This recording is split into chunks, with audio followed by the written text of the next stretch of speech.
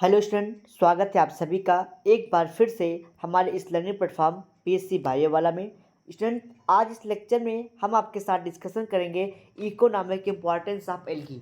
तो ये एल्गी की लास्ट टॉपिक होगी, इकोनॉमिक इम्पॉर्टेंस ऑफ एल्गी, यानी कि एल्गी का क्या आर्थिक महत्व है। ठीक, तो ये आपके लिए एक इम्पॉर्टेंट टॉपिक था, तो इस सोचा मैंने आपके साथ डिस्कशन कर लेते हैं।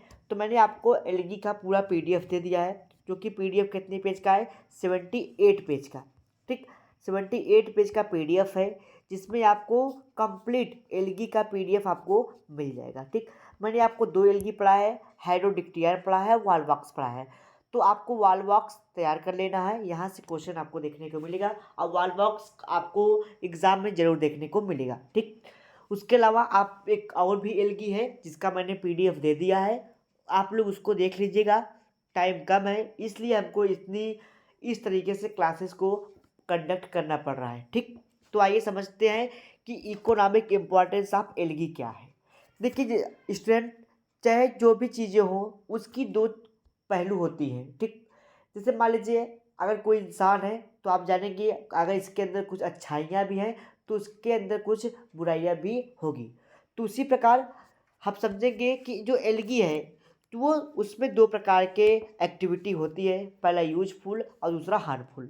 यानी कि एल्गी आपके लिए हमारे लिए यूजफुल भी है, लेकिन कुछ एल्गी ऐसी है जो आपके और हमारे लिए हार्मफुल है।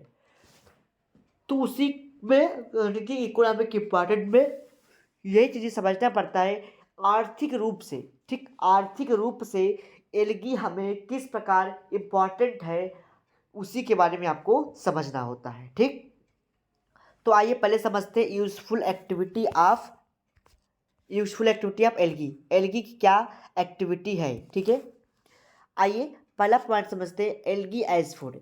देखिए कुछ एल्गी ऐसे होते हैं जिसको हम लोग फूड मटेरियल के रूप में भी यूज करते हैं। ठीक, क्योंकि उसमें विटामिन्स होती है, प्रोटीन्स होती है, ठीक है, कार्बोहाइड्रेट होती है, मिनरल्स होती हैं, बहुत सारे एलिमेंट पाए जाते हैं जो कि हमारे बॉडी के निर्माण के लिए, हमारे बॉडी के लिए काफ़ी यूज़फुल होता है। ठीक, बायोमॉलिक्यूल आप पढ़े होंगे या फिर नेक्स्ट ईयर में पढ़ेंगे, नेक्स्ट सेमेस्टर में। तो जो बायोमॉलिक्यूल होता है वो कार्बोहाइड्रेट, प्रोटीन, लिपिड यही सब है। ठीक, तो जब हमको एल्गी से कार्बोहाइड्रेट वगैरह सारी चीज़ें मिल रही है तो ये हमारे लिए क्या इंपॉर्टेंट है और फूड के रूप में भी इस्तेमाल हो रहा है। ठीक है, तो इसलिए ये क्या है, एक जो कि यूजफुल एक्टिविटी है, यानी कि इससे फूड हमको मिलता है। ठीक है, तो आइए समझते हैं पहली पॉइंट को। आइए लैंग्वेज के माध्यम से इस बात को समझते हैं। Many algae such as Porphyra, Alnaria, Alnaria, Ulva, Chlorella and Laminaria, ये कुछ एल्गी का नाम बताया गया है। ठीक है, जैसे क्लोरेरा हो गया, लेमिनेरिया हो गया, ठीक है, आपका पोरफायरा हो गया, एलेरिया हो गया, ये सब क्या है, ये सब एल्गी है। लेकिन इसमें क्या होता है, इस एल्गी का उपयोग हम लोग फूड मटेरियल के रूप में करते हैं।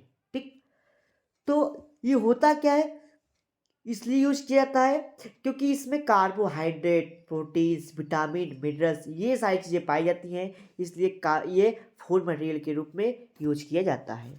ठीक, चलिए आगे बढ़ते हैं। Algae as fodder. देखिए जो ह्यूमन बींग होता है वो फूड को भोजन के रूप में लेता है, वही जो एनिमल वगैरह होते हैं वो फूड को चारे के रूप में लेते हैं। तो ये चारे के रूप में, एनिमल के चारे के रूप में भी यूज किया जाता है। ठीक है, तो सब एल्गी सीविड्स खरपतवार की तरह होते हैं। जैसे मान लीजिए अनवांटेड प्लांट है, तो वो क्या है, प्लांट है, अनवांटेड प्लांट है, तो वो उसको कौन खाएगा, जानवर खाएंगे, क्योंकि उनको उससे उनको भोजन मिलेगा। ठीक है, उसी से अपना जीवन यापन करेंगे, घास है, फूस है। ठीक है, डिफरेंट प्लांट के डिफरेंट टाइप के छोटे छोटे प्लांट है, जैसे हर प्लांट है, तो वो क्या है, एक फॉडर के रूप में, चारे के रूप में यूज किया जाता है। ठीक है, जैसे मान लीजिए फ्यूकस है, सारगासम है, ठीक है, एस्कोफाइलम है, ठीक है, लेमिनेरिया है, ये सब क्या है, ये सब फॉडर के रूप में यूज किए जाते हैं। ठीक, आगे बढ़ते हैं। Algae as bio fertiliser. तो ये कुछ एल्गी होते हैं जो बायो फर्टिलाइजर के रूप में यूज किए जाते हैं। बायो फर्टिलाइजर यानी कि उर्वरक के रूप में, खाद के रूप में यूज किए जाते हैं। जैसे उसमें आता है आपका आपका आ जाता है उस आपका आप ये आपका नास्टाक, ठीक है, याद नहीं आता नास्टाक, ये नास्टाक का फिगर है, ठीक है। तो ये नास्टाक है जो कि एक बायो फर्टिलाइजर के रूप में यूज किया जाता है, क्योंकि इसके अंदर क्या होती है, ये जो स्ट्रक्चर दिखाई पड़ रहा है ये इसका इंटरनल स्ट्रक्चर है, ठीक है। उसमें नाइट्रोजन फिक्सिंग का आर्गन पाया जाता है, हेट्रोसिस्ट पाया जाता है, जो कि ये बीजीए का बीजीए या फिर आप कह सकते हैं कि सैनोफाइसी का मेंबर है, नास्टा कैनाबिना एलोसीरा, ठीक है। ये सब क्या है, इसमें बायो फर्टिलाइजर को फिक्स करने की कैपेबिलिटी होती है, नाइट्रोजन को में कन्वर्ट करने की कैपेबिलिटी होती है, इसमें निफ्जीन पाया जाता है, इसलिए एटमॉस्फेरिक नाइट्रोजन को नाइट्रेट में कन्वर्ट करता है। देखिए जो प्लांट होता है, जैसे आप देखते हैं कि प्लांट अगर ग्रो नहीं कर रहा है तो आप लोग उसको क्या करते हैं, यूरिया डालते हैं प्लांट में, खेतों में यूरिया डालते हैं। तो यूरिया क्या है, यूरिया से नाइट्रोजन मिलता है प्लांट को। तो कुछ प्लांट ऐसे हैं जो क्योंकि इस उसमें होता क्या है, फिर से बात समझिए कि इससे कुछ प्लांट होते हैं, ठीक, एटमॉस्फेयर में नाइट्रोजन है, फिर भी उनको यूरिया देना पड़ता है, यूरिया से भी नाइट्रोजन मिल रहा है, तो एटमॉस्फेयर से क्यों ले रहे हैं। देखिए जो प्लांट होता है वो नाइट्रोजन को नाइट्रेट के रूप में लेता है, ठीक, नाइट्रेट आयन के रूप में लेता है, इसलिए वो डायरेक्ट नाइट्रोजन को एब्जॉर्ब नहीं कर पाता। तो क्या होता है, अब इस नाइट्रोजन को नाइट्रेट में कन्वर्ट करने के लिए कोई तो चाहिए, N2 की NO3 में कन्वर्ट करने के लिए कोई तो चाहिए। तो कुछ प्लांटों में इसको कन्वर्ट करने के लिए निपजीन पाई जाती है, ठीक, निपजीन पाई जाती है जो एटमॉस्फेरिक नाइट्रोजन को नाइट्रेट में कन्वर्ट कर देती है। अब बात आई है आपकी, जैसे जो एटमॉस्फेरिक नाइट्रोजन को नाइट्रेट में कन्वर्ट कर लेगा, क्या उसको यूरिया खाद की जरूरत पड़ेगी, यूरिया की तो जरूरत ही नहीं पड़ेगी, तो इसलिए उसका वो बायो फर्टिलाइजर प्लांट हम लोग बोलते हैं, ठीक। तो वही लिखा गया है, the BGA one member of Cyanophyceae such a Nostoc Anabaena Aulosira, ठीक है, Chlorotrichia, it is are used as bio fertiliser and fixes atmospheric nitrogen into nitrate. These algae are heterocyst which may be intercalary or terminal in position. The heterocyst contain NIP gene या fixing nitrogen fixing gene and fixes atmospheric nitrogen into nitrate. The biofertilizer widely used in the paddy field. अब इससे क्या होगा, algae से bio fertiliser बनाया जाएगा, ठीक, क्योंकि इसमें निप जीन है, निप जीन को निकाल करके बायो फर्टिलाइजर के रूप में यूज किया जाएगा, क्योंकि इसमें कैपेबिलिटी है, तो नाइट्रोजन के रूप में इसको बायो फर्टिलाइजर के रूप में यूज किया जाता है, ठीक है।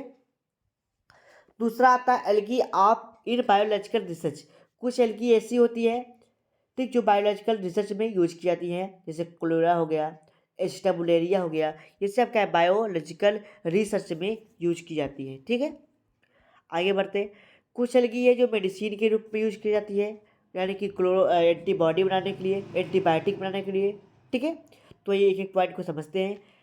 द एंटीबायोटिक क्लोरेलाइन, एक क्लोरेलाइन एंटीबायोटिक है, वो एल्गी से बनाया जाता है, कौन से एल्गी से, क्लोरेला से, ठीक है।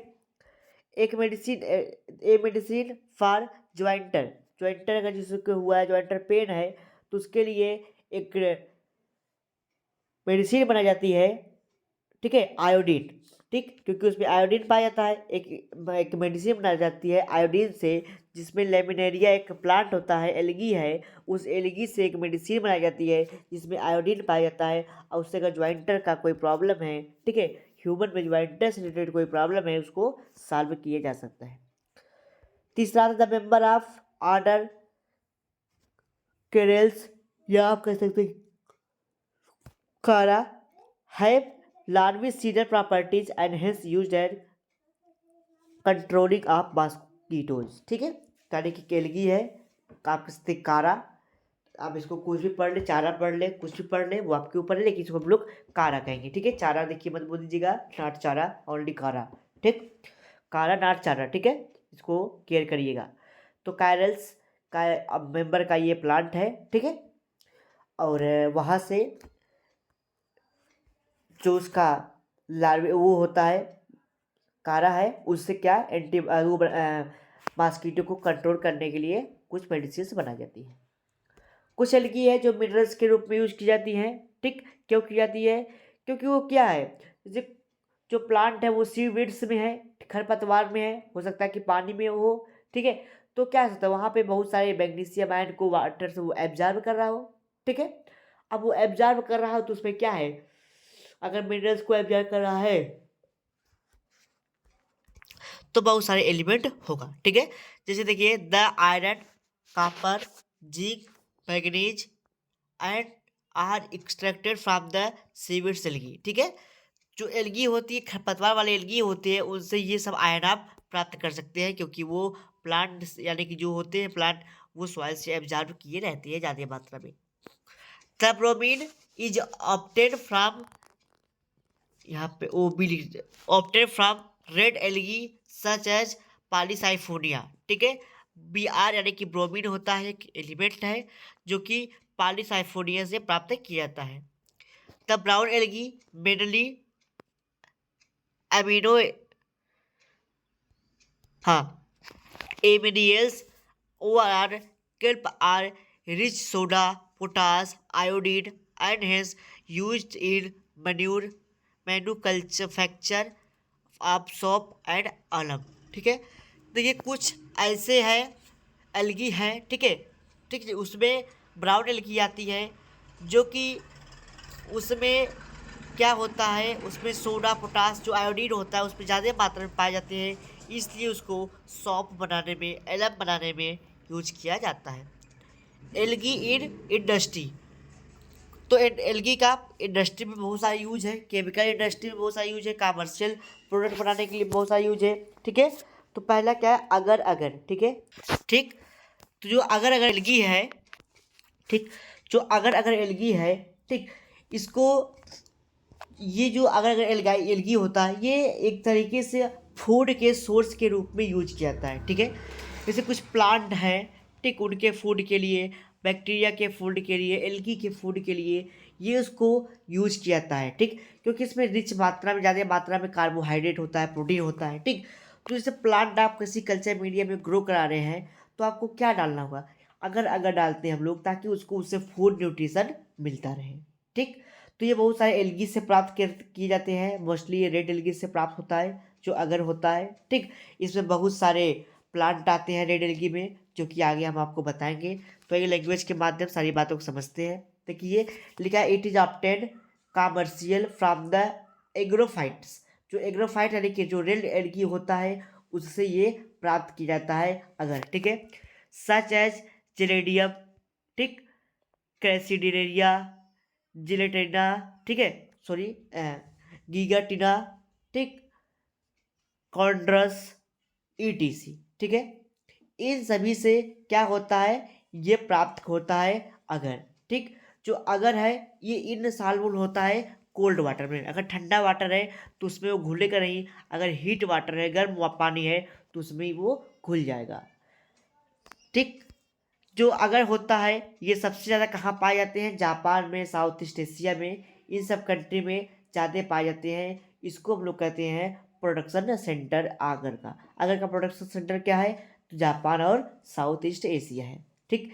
ये क्या होता है, इसमें बहुत सारे मात्रा में पॉलीसेक्राइड होता है, कार्बोहाइड्रेट होता है, इसलिए इसको प्लांट को, बैक्टीरिया को, एल्गी को, इस सबको कल्चर मीडिया में ग्रो कराने के लिए इन सब चीज़ों का उपयोग किया जाता है।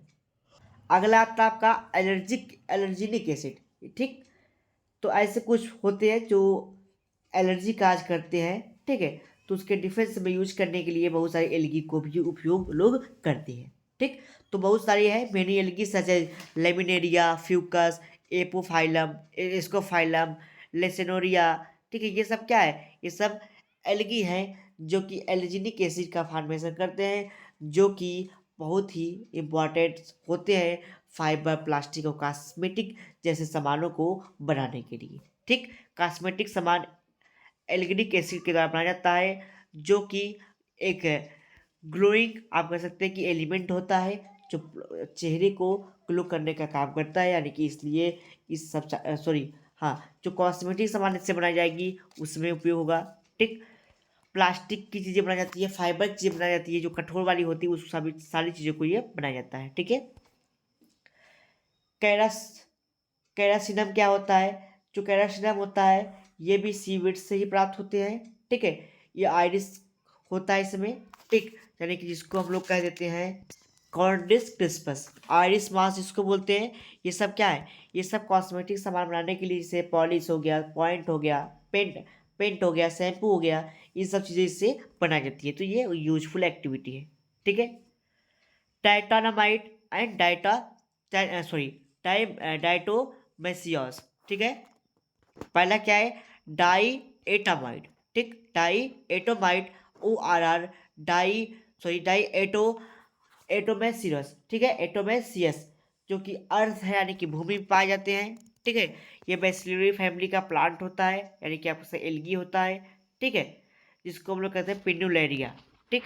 इन सब से ये प्राप्त होते हैं। जब ये जो होते हैं ये सब डेड कर जाते हैं, इस वाली एल्गी जो होती है ये अर्थ पे पाए जाते हैं, जब ये डेड कर जाते हैं उसमें मिल जाते हैं, तो ये क्या करते हैं, उससे जो है कि एक्सट्रैक्ट करते हैं और वहाँ से प्राप्त करते हैं रॉक से, चट्टान से, ठीक।